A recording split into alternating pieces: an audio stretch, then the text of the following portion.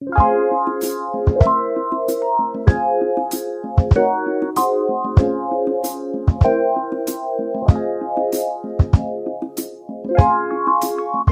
back to another episode. It's your girl Sierra. And I'm your girl Glenna. And this is our show, Nothing But, where we say shit that you're too scared to say out loud. But if you want real talk and some good laughs, this is a place you want to be. Remember, we are not professionals. We are just very opinionated, and we give our truth, tell our stories. Remember to like, comment, and subscribe to our channel and follow us on all of our social media sites. So getting started, we have nothing but trending topics. And the trending topic of the night is Bad Bunny performing for the Super Bowl. Well, there's a lot of stuff going on that we're not going to talk about. There's some issues that say he's not American, that, they need to have him replaced with somebody else, blah, blah, blah. And like we've already told you, we are not going to discuss politics nor religion on this show. So we really don't care who performs at the Super Bowl. Let him perform. I mean, we've had a lot of diverse people that's been on there, that's done a lot of things that you either liked or you don't like. Some people like the halftime show. Some people don't. Let him perform. He's a performer. He's a singer. I mean, he's just like everybody else. I mean, so let him do what he does. Let him do him. I mean... They let everybody else do them. Exactly. I mean, there's a lot of probably more stuff that he's going to do that happens on the halftime show of the football game. I don't really watch, football and stuff like that. Only time I watch the Super Bowl is for the halftime show. Right. So it doesn't really bother me much. And I think he's cute as hell. So go ahead and let him perform. I mean, my gosh. I mean, I like wrestling. Mm-hmm. And so wrestling was in Puerto Rico some time ago, and Bad Bunny happened to be on one of the segments of the show, and it was a big production. So I think that they're trying to say maybe is he going to have that bigger production for the Super Bowl that he did for the wrestling show or whatever was going on. I mean, I thought it was supposed to be a big production for Super Bowl. It's supposed to be. Yeah, exactly. Yeah. So, I mean, let Bad Bunny do Bad Bunny. I mean, why is it got to be a big deal no matter what somebody wants to do? I mean, as long as he ain't on there butt naked and doing whatever, right. I mean, let him do what he wants to. I'm sure he's going to have special guests on there. Every time there's a Super Bowl show, who the headliner is always has special guests on there anyway. So you don't even know who he's going to have with him if he has anybody. But, I mean, it should be entertaining. That's what it's supposed to be, is entertaining. Mm-hmm. It shouldn't make a difference who it is as long as you're entertained. Mm-hmm. And if you don't like it, then you don't have to watch the halftime show. Turn it off. Go to the kitchen and get some snacks. Yeah. Do whatever. But, I mean, it's only 15 minutes for the halftime show. So, I mean, don't make a big deal. Don't be so negative for 15 minutes that you don't want somebody to perform and do what it is that they do best. Right. Their craft. So, I mean, let him do him. Yeah. I don't care. And for tonight's drink of the night, we have Paradise Punch. That's something I whipped up really quick. I did get this inspiration from TikTok, and I will be inserting a clip of me making this drink. It's very simple, very good. That's very good. Very, very good. I'm getting better and better at these drinks. Every week I'm getting better and better at making these drinks. Finding something. I'm just like amazing myself every day. One of these episodes will have nothing but Sierra making a bunch of mixed drinks. Oh, God. And then I can sample them. And so we can show you how good that she's got at them and what she does to them. Like a sampler. For real, I'll be the sampler. Jesus I'll be the Christ. test taster of the two. Make sure she have a driver too. For real. Either that or I'll spend the night on the couch, one or the other. But, so we got the drink out of the way. So tonight's topic is being humble. And what we mean by humble is that when you make it as far as anything that you succeed at, you need to remember who got you to that point or who supported you on your way to get to that point. Because I got a story I need to tell you about this. This week has been such a stressful week for me. I mean, I couldn't wait till Friday got here to get over here to Sierra's house to get a drink because I was that stressed. So I might have had ulterior motives to what I did, but I sent something to somebody that I thought would appreciate what I had done. I don't know if you would call him a celebrity or not. Probably where he's from, I guess you'd say he was a celebrity. And like I said, I sent something to him that I thought he might like. So in the process of sending this postal package to him, like I said, I don't know how the postal service works where he lives. But anyway, it wound up him not getting it, and it got sent back to me. In the process of it getting sent back to me, then this is the stressful part. It had something in it that I didn't have to buy. I made myself. And that was what the part was that was the best part about it. I didn't go buy anything. What I sent him was really special.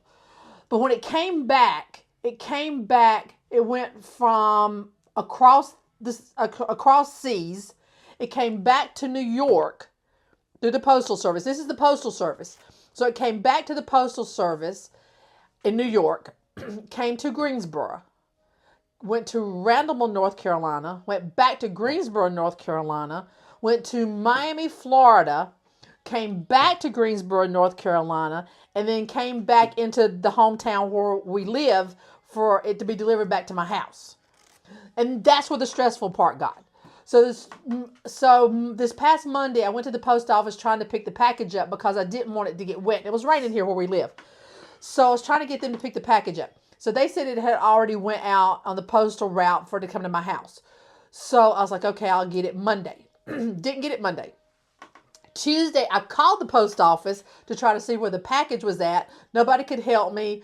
They said they'd call me back, talked to two different people. They'd call me back. Didn't get any help on Tuesday either. So by that time, I'm calling Sierra. I am so stressed. You just don't even understand how stressed I was. So then comes Wednesday, and I go back to the post office.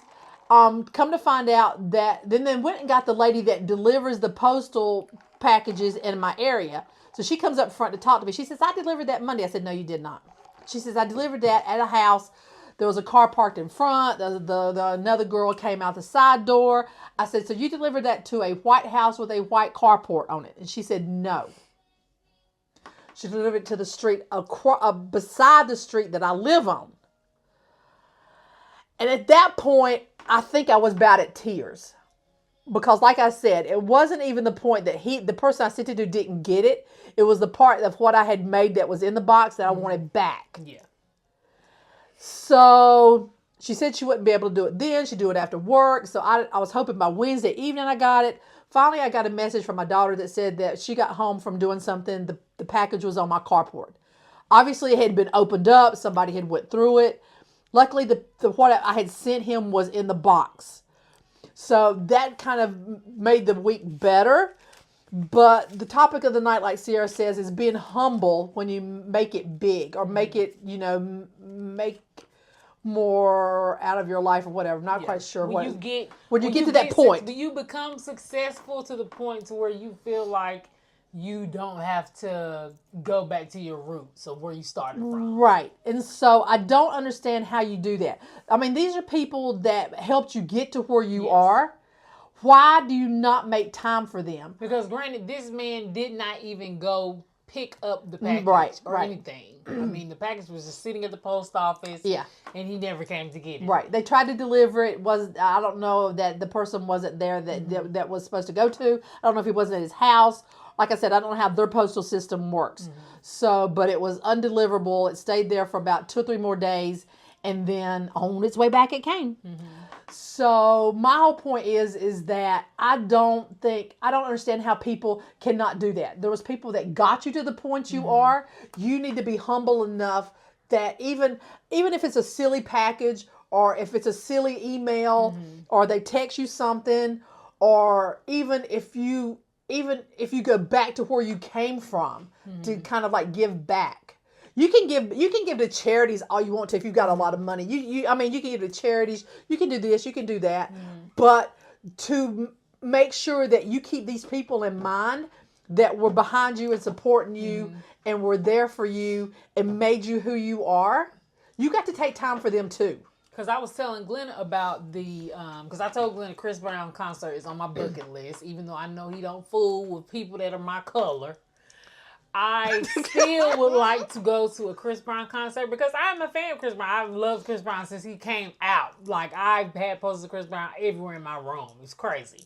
But he does these meet and greets, which, yes, I know Chris Brown is a big-time celebrity, whatever. If you have it in your budget, if you have the funds to pay the $1,000, because I believe it's like $1,000. Just for the little meet and greet for a picture. To do the meet and greet, so where you can do the picture, where you can be, like, hugged up on him, or, you know, it's like a close, intimate picture with him. But that's all you're getting. You wouldn't be able to get, but that's all you're getting. You might be able to, like, say, hey, Chris Brown, you know, I love you, blah, blah, but it won't be like you sitting down, being able to have like a full-blown conversation with him. And you're paying $1,000. Like, $1,000 is insane.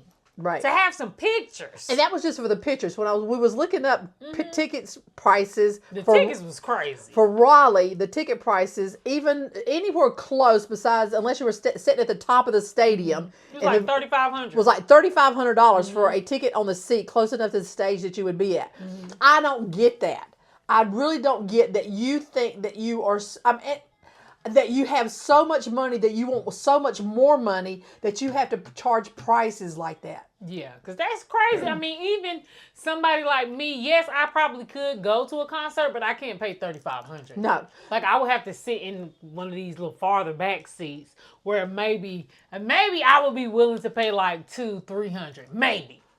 But it depends on what my funds looking like. It would have to be tax time. Yeah, because I'm not just spending no $200-$300 out of my paycheck to go see Chris Brown. Right, because I mean, a few years ago, Sierra and I went to see Kiss in concert. Kiss is on my bucket list, so I was not good. They added Greensboro, North Carolina, to one of their show schedules. So I was really wanting to go. But the prices that I was seeing, they kept going. They were high like that. But then they had some seats that were further up that were only $50 for a Kiss concert, not $3,500 for a Chris Brown concert, $50.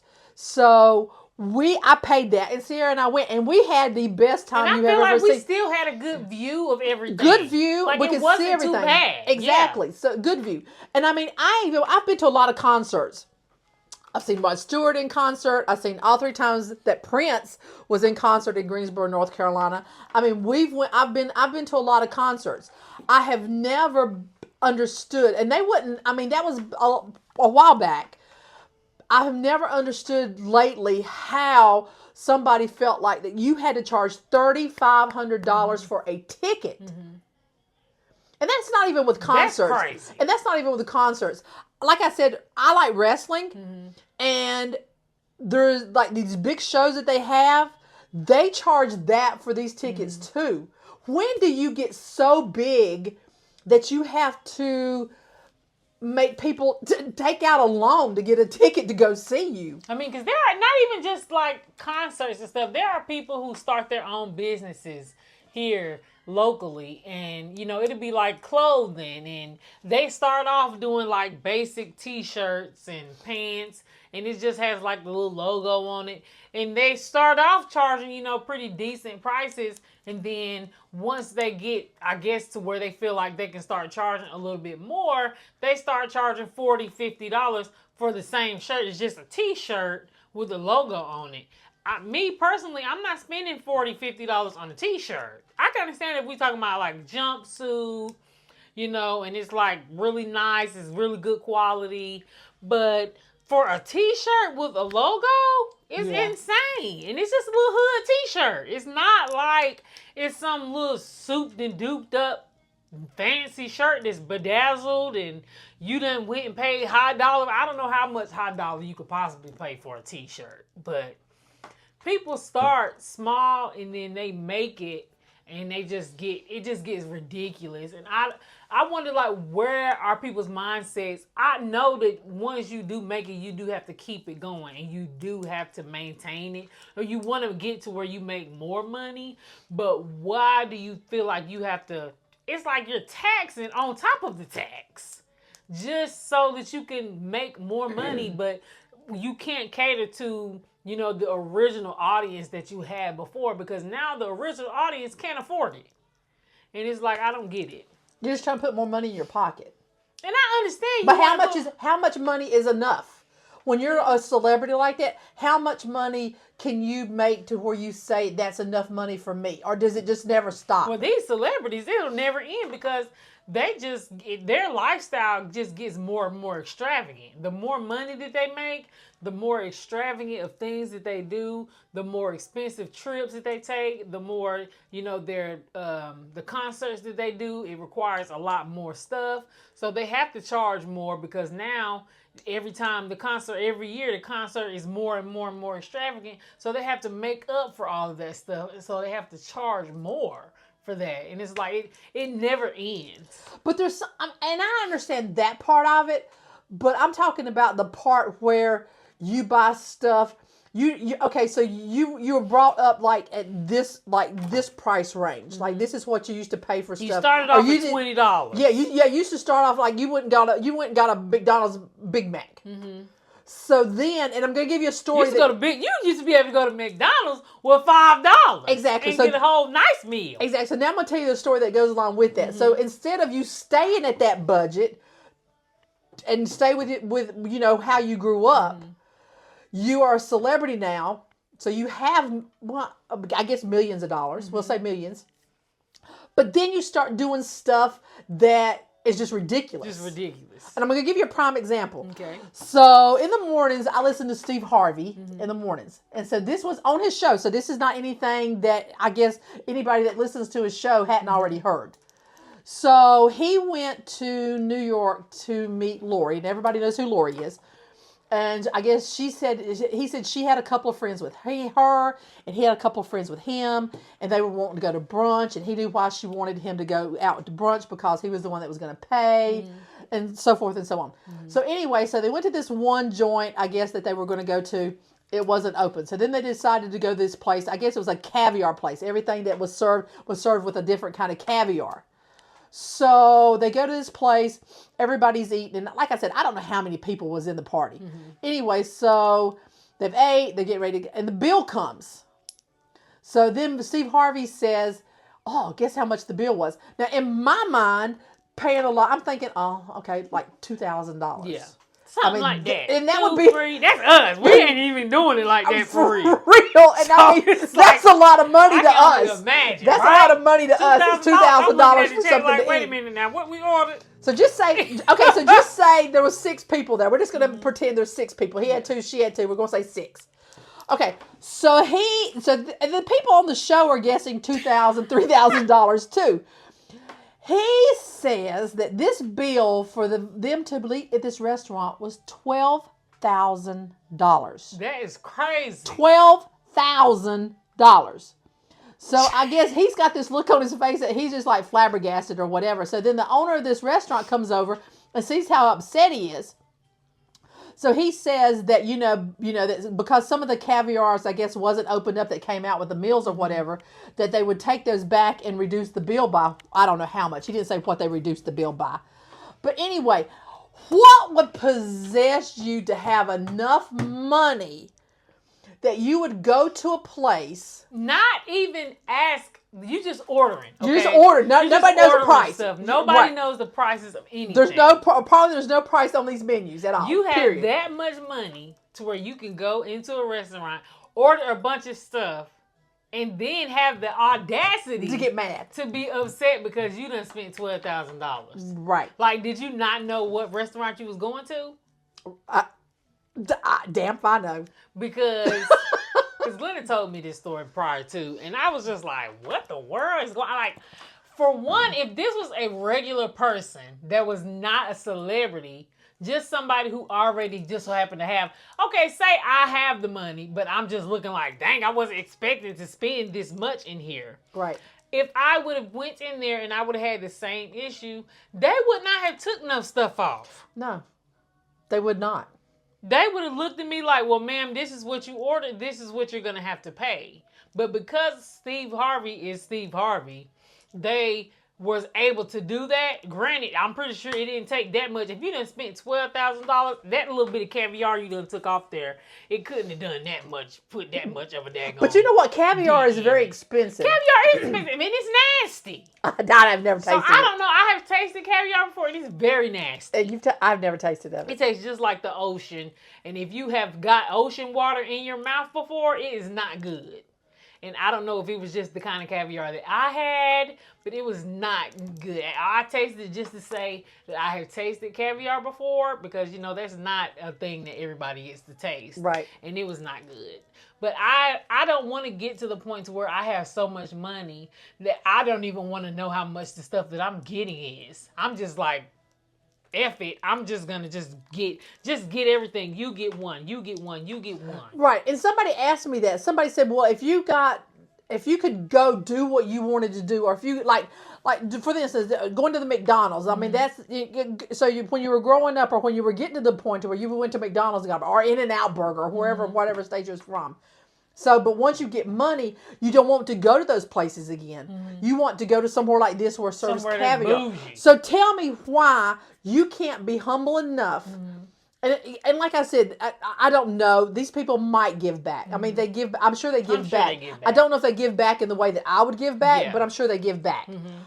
Why would anybody, and I can't say for sure that I would be the person to do this. I hope that I would be the person that do that.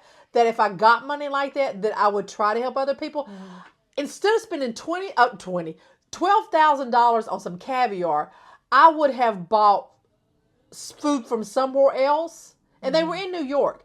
Gave these people that's laying out on the sidewalk, sleeping on the sidewalk, homeless people. Mm-hmm. Go get food for them. Mm-hmm. Go get blankets for them. Mm-hmm. Go get socks or something for them. You won't have to complain about that because you did something positive. And exactly. Then you won't have to worry about a bill getting lowered because you just spent $12,000 on some friggin' it was so caviar. Much that he could have done for the community with $12,000. Exactly. And maybe New York's not his community. Maybe he was on vacation or whatever. Mm-hmm. But you were in New York. There's not a place, I don't think, that you could go in New York that you don't see somebody that's homeless that's doing, trying to beg for money or is sleeping on the sidewalk or whatever. I've been there one time, and they're everywhere. Yeah. So, and you see it on TikTok and Facebook a lot, that people go out here to these restaurants and buy food, and then they'll say, how much will you sell me to get 100 hamburgers or whatever it is you're eating. And most of the time the restaurants help out and either give it to you free or give it half price or whatever. That you're doing it for like a good cause. Why can't you be like that? Yeah. Why can't you, all this money that you're making, there is so much else you could do with it. And I'm not saying I'm a saint, and I'm not saying I wouldn't be frivolous with some of the money that I had and go buy some of this stuff. Yeah. But there's a lot of stuff that I would give back to somebody else too. $12,000 just at a restaurant is just crazy. Right. I mean, and I'm sure the portions were not like these big immaculate portions. I'm sure that they were getting really small amounts of stuff, and then to say that you didn't even eat all the food is like, okay, so you basically just spent $12,000 for nothing. Right. And it's like, you got so much money that you just don't even care to actually go to a restaurant and actually eat all of the food. Right. And then have the nerve to say, oh, well, this is too much. Why are y'all's prices this much? Well, you should have thought about that before you sat down at this place and decided that you was going to order all of this stuff. Because you being a celebrity, you knew caviar was expensive the minute that you sat down and you seen it. But because you're Steve Harvey, or either anybody, it's not just Steve Harvey, anybody that has money. Because you have money, you know that you can go to places like that and don't have to worry about what the prices are. The price of it. And most of these places, because you're a celebrity, will give it to you either free because you're in the restaurant and you're kind of promoting them. They see you walking in and out the front door, or they're gonna discount the ticket, just like, or the receipt or whatever it is. They wouldn't have done that for a regular person. No, they wouldn't. They wouldn't have. My thing is, and this is what I've always said, my mom and dad always worried about kids eating. If I ever won the lottery or I came into money, first and foremost, and I know this sounds crazy, I mean, and everybody's different. First and foremost, I would give back money to the church that my mom and dad went, where they're buried at. And then start some kind of organization or like build a building or buy a building where kids know that they're not hungry. Where if your house gets burnt down or you're down on your luck or you need just a little bit of time to get a job, where it's like where you can come sleep and have an apartment and know that you're in a safe space, and then have like somewhere where you can get the clothes that you need to go find a job, or you have the food that you can get to cook your meals in the apartment that you're at, like an all-inclusive like thing. a resource center. Like a resource center, yes, to where you can get back on your feet to get where you need to get, so that these kids that you have, you're not sleeping in a car, or you're not, you don't know where you're sleeping on a bench, or you've got these kids in a homeless camp in a tent and stuff like that. That's the kind of giving back I'm talking about. I'm not talking about just giving back like to a Red Cross and all that stuff. I would do something myself that I know my money is going directly to the root issue. Right. I'm not giving it to Red Cross I'm just funding their establishment. To I'm wherever not it's going. giving the money to who it's supposed to go to. Right. Yeah. I think it's giving back to the root of where you're at. Yeah. Not just a random. I mean, you can give a random foundation. Right. Yeah. I mean, I don't know where that's going, and that's not something that I started. So I want to give back to where I started from and help people on that level. Right. And I get that, because if I'm going to give my money and it's going to be charity work or something that's considered charity, I want to know that the money that I'm giving is actually going to where I want it to go. Right. I'm not just going to give it to some foundation. Because that's a tax write-off with celebrity. I mean, with people that have money, they give to charities because that's a tax write-off. I'm sure that's why they do it. But it's like you can still come up with your own charity and just like basically like, can't you like get it patented or something like that so that you can write it off on your taxes or whatever? I have no idea. But that's what I would do, because I would want to know where my money is going. Yes. I'm not one of these people who I'm just going to give it to this just to say that I'm giving. Like, no, I want to know that my money is going to, if I want my money to go to kids with cancer, I'm going to reach out to some families that I know of who have children with cancer, and I'm going to give them the money directly, because that's what, at the end of the day, that's what helps, is actually getting to the source. Right, but you've got to be able to still to stay connected to them. I mean, if somebody texts you, or if somebody sends you some kind of message, or in my case, sending a package or something like that, I think that you need to be humble enough that somebody is taking time out to do something for you. Right. Do something for you. So you need to, respect that, or respond back, or, send a thank you, or I'm sorry. Or something. Have some kind because of if it wasn't for these people that helped you get there, you wouldn't be where you're at. Right. You wouldn't have a bunch of fans. You wouldn't have no fan group, because you are basically just making it seem like you are too good to get anything from your support system. Right. And that's not how it should be. You should be humble. Yeah. You should be humble enough that look what you've got now. Look where you are. You're not struggling anymore. You have enough money to do what you want to do with. But yet you don't have time for the so-called little people that were there when you wasn't that. Yeah. And it's sad to even call them little people, because the little people got you to where you are. Right. So it's just like, you just have to, once you get the amount of success that you want to be at, to where you can give to other people and you can accept things from people, I feel like you should be very humble and just be happy that you are even in a position to be where you are. Because everybody doesn't have like fan clubs that people send them stuff, and where people come out and spend all of this money. And because I love Chris Brown, but I'm not spending $1,000 to take no picture with him. No, and if I ever made it big, I would still go to McDonald's and get a Big Mac. Yeah, I would still go to Wendy's, and I love me some Dario's. I gotta get Dario's up. Like, I'm not gonna just turn down all the places that. Granted, yes, I am gonna want to travel, and I'm gonna want to go to some places that I haven't eaten before. But why would I stop eating like my quick stuff that I could just go grab some food real quick? Granted, I don't think all celebrities don't eat fast food. I'm pretty sure celebrities eat fast food, but I'm not gonna shun all of my like mom and pop places that are over here. Like, it's like these are places that have some of the really good food that's like really nurturing, and it actually makes you feel like you're at home. And I'm not going to hoard money. Yeah.